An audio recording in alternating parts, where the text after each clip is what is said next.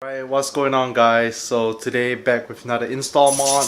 We already kinda did this mod on my 99 EK Honda Civic, but I'll be posting another video because I kinda want to track the progress on my buddy Duke's Mercedes CLA build.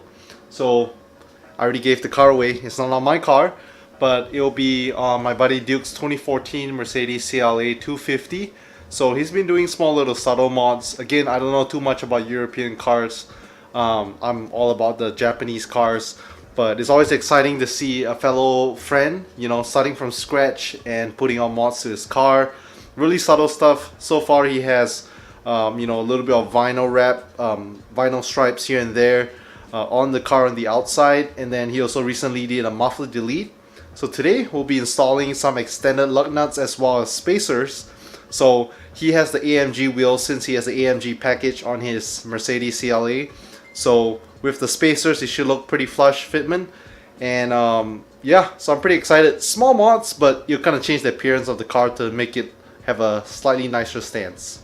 So my buddy Duke is on the way to my place right now. He's gonna pick me up, and I'll take you guys along. My Duke is here, picking me up, heading to Subaru dealership.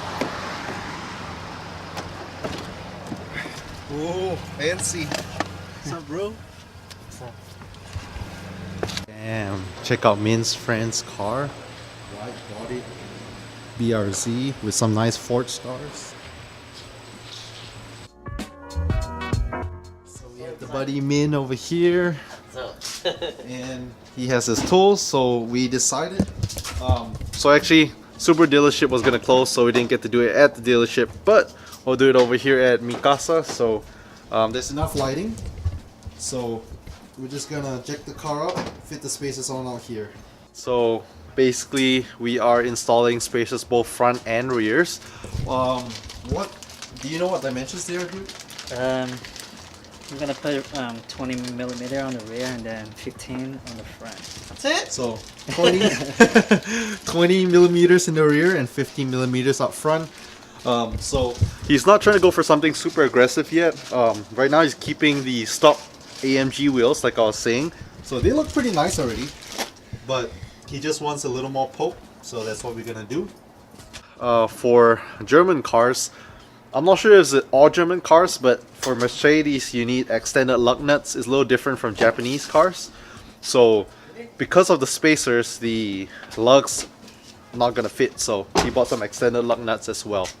So these are, was it 45 millimeters, I think? 45. No, you Yeah, need, so you need extended studs too. Extended studs? Yeah, it's because for these spacers. It's just the way the spacers are, I guess. Yeah. So you know how yours, the one you just got for your Civic, has the bolt? Because that's a bolt-on adapter sort of. So you bolt it on to the lugs. You know, for instance, this is a regular car or whatever. You bolt it on there, you zip it onto your car, and then it has already studs for you. So then you don't need to get extended studs.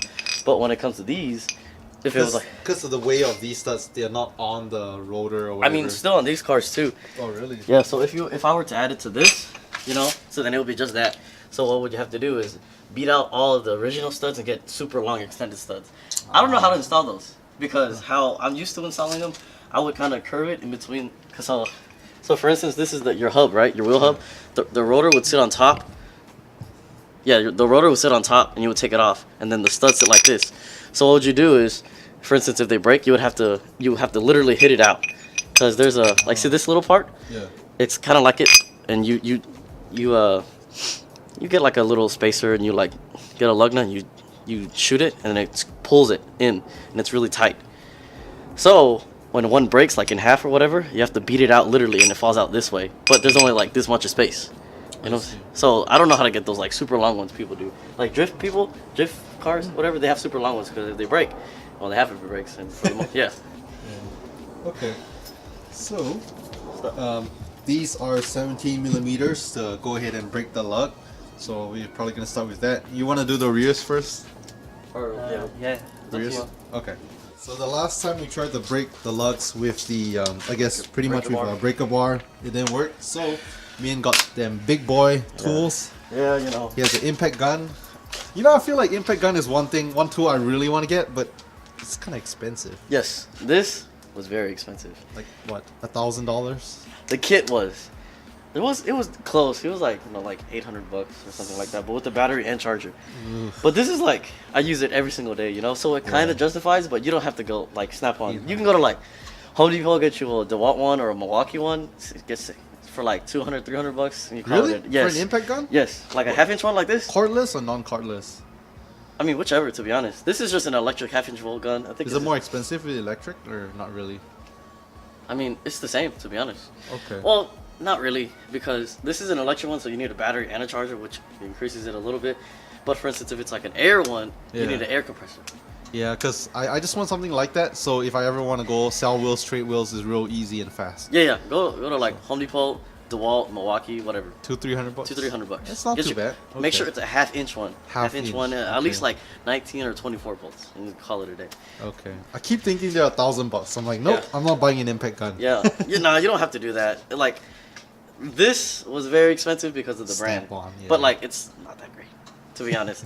I'm gonna get myself a Milwaukee one and trade this one in for a buddy and stuff, so it's okay. Okay. Yeah.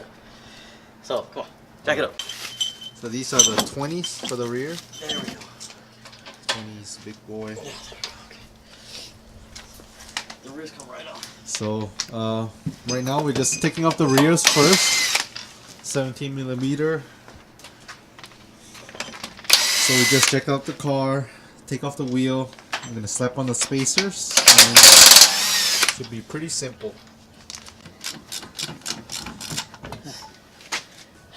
So wheel is off,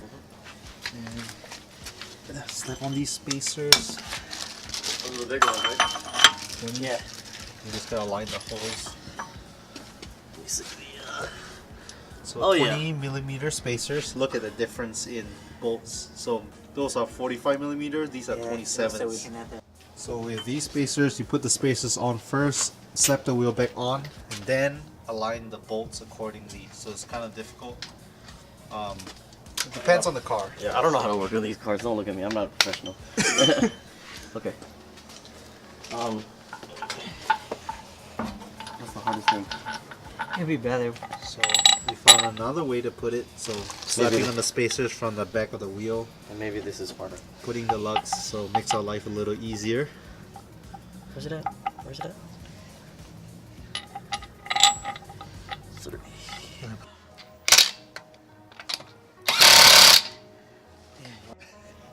So we got the first wheel down. So right now Duke's just gonna release the e-brake and Min's just gonna spin the wheel. So make sure it's not rubbing or wobbly or anything. That means the spacer is on tight. So we're always gonna make sure it's safe, it's flush, otherwise when you drive on the road that's kinda dangerous. Side is without the spacers. You can see it's kind of tucking in a little bit, and let's go to the other side with the spacers. Look, so much more flush. Look at that. You can see that little poke on the tire from the side. Looks nice. So yeah, we're just gonna do the other side now, so the rears will be done. Gonna move the car up.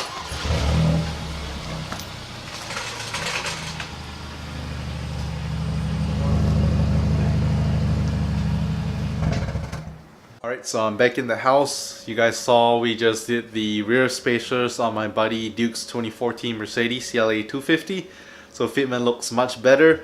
And I'm just gonna end the video here. Leave a thumbs up if you guys like the video. Subscribe if you haven't, and I'll catch you guys in the next video.